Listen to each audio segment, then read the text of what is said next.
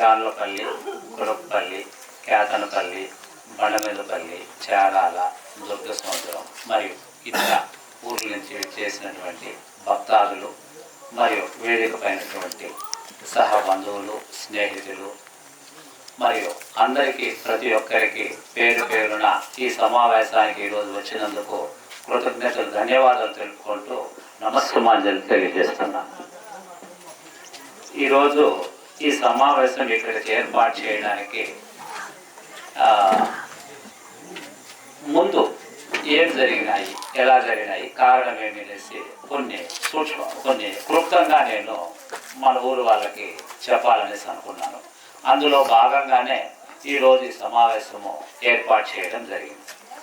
ఇక్కడ మీకందరికీ తెలిసిందే, నేను వేలూరు గిరి ఈ ఊర్లోనే పుట్టి పెరిగినాము.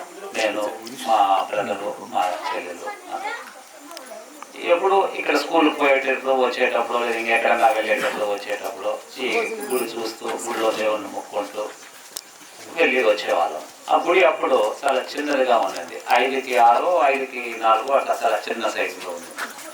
చూసినప్పుడు మళ్ళీ ఇంకెక్కడన్నా బయట ఊర్లో ఎక్కడన్నా మనం పోయే గుళ్ళు చూసినప్పుడు కొంచెం మనసులో మన ఊర్లో కూడా కొంచెం గుడి ఇంకొంచెం పెద్దదిగా ఉంటే బాగుంటుంది అని అనిపించింది.